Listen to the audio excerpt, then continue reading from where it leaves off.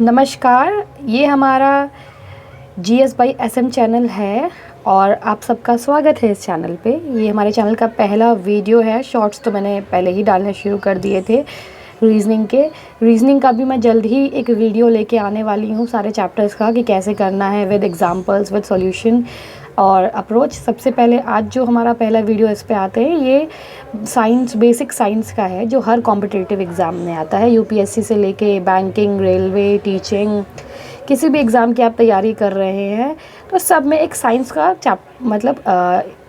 Portion आता ही है।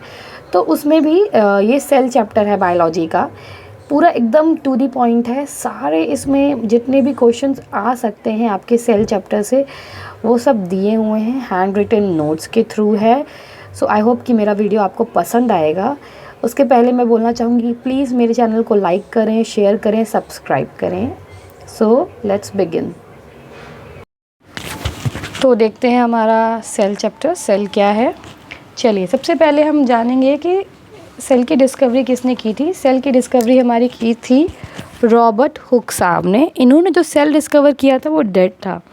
इन्होंने इनके पास वो था, अपना खुद का बनाया हुआ एक माइक्रोस्कोप था, जिससे इन्होंने एक बहुत ही छोटा सा स्लाइस लिया था हनीकॉम्ब का और उसको देखा था। तो जब उस पर इन्होंने देखा तो इन्हें कुछ सेल्स दिखाई दिए, पर वो डेड थे।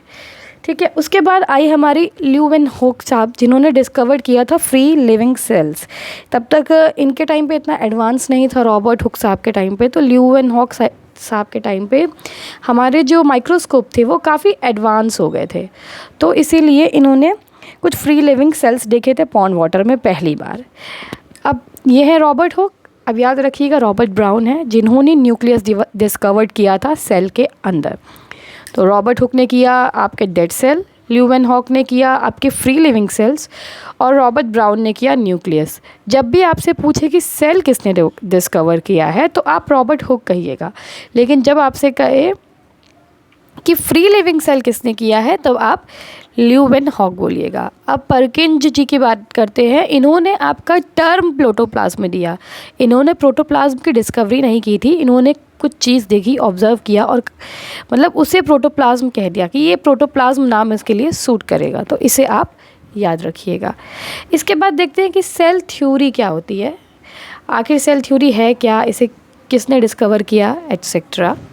तो जो हमारी सेल थ्योरी होती है ये हमें स्केल्डन एंड स्क्वेन ने दी थी, जिसके हिसाब से all the plants and animals are composed of cells. All the plants and animals मतलब जितने भी लिविंग बींग्स हैं हमारे आसपास, छोटे से बैक्टीरिया से लेके हम खुद, बड़े बड़े एनिमल्स, सारे जितने भी प्लांट्स हैं डिफरेंट टाइप्स के, सब सेल्स के बने होते हैं। And the cell is the basic unit of life. और ये जो सेल्स होते हैं ये लाइफ की बेसिक यूनिट होती है। इस स्टेटमेंट को आप याद रखिएगा, बहुत इंपॉर्टेंट स्टेटमेंट है कि the cell is the basic unit of life. इस जो सेल थ्योरी है इसको आगे जाके वर्काउ ने मॉडिफाई किया और मॉडिफाई करके कहा कि all the cells arise from pre existing cells. यानी पहले एक सेल था, फिर उसी ने दूसरा सेल जनरेट किया, फिर उसी से तीसरा सेल जनरेट किया और ऐसे करते करते हमारी बॉडी में जितने भी सेल्स हैं सब जनरेट होते हैं। अब इतनी देर से हम सेल के बारे में पढ़ रहे हैं, किसने डिस्कवर किया, क्या है सेल थ्योरी, क्या होती है।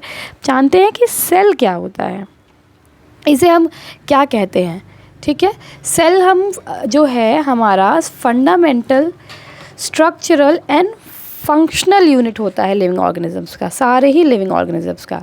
सेल को हम कह सकते हैं fundamental, structural and functional unit of all living organisms. और ये दो टाइप के होते हैं, एक होता है यूनिसेलुलर और दूसरा होता है मल्टी सेलुलर। यूनिसेलुलर मतलब जो एक सिंगल सेल से बने हों और मल्टी सेलुलर मतलब जो एक से ज़्यादा सेल से बने हों। मल्टी सेलुलर के एग्जांपल में आप लोग बोल सकते हैं फंगई, प्लांट्स, एनिमल्स, और यूनिसेलुलर में अमीबा आ जाता है, पैरामीशियम आ जाता है, इस तरह के बहुत सारे एग्जांपल्स आते हैं। तो ये तो हो गया हमारे सेल के बारे में। कुछ दो चार छोटे छोटे फैक्ट्स हैं कि ये सेल क्या होता है, कैसे होता है, लॉन्गेस्ट, शॉर्टेस्ट, इसको देखते हैं। तो जो हमारा सबसे छोटा सेल होता है, स्मॉलेस्ट सेल, वो होता है माइकोप्लाज्म।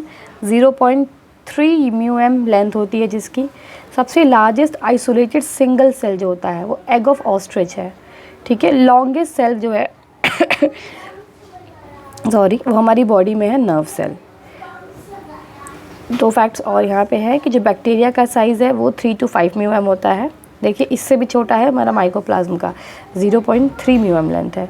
और जो हमारे अंदर रेड ब्लड कॉर्पसूल्स होते हैं ह्यूमन बॉडी के अंदर, वो होती हैं 7 म्यू एम इन डायामीटर। तो ये था हमारा आज का वीडियो। Thank you.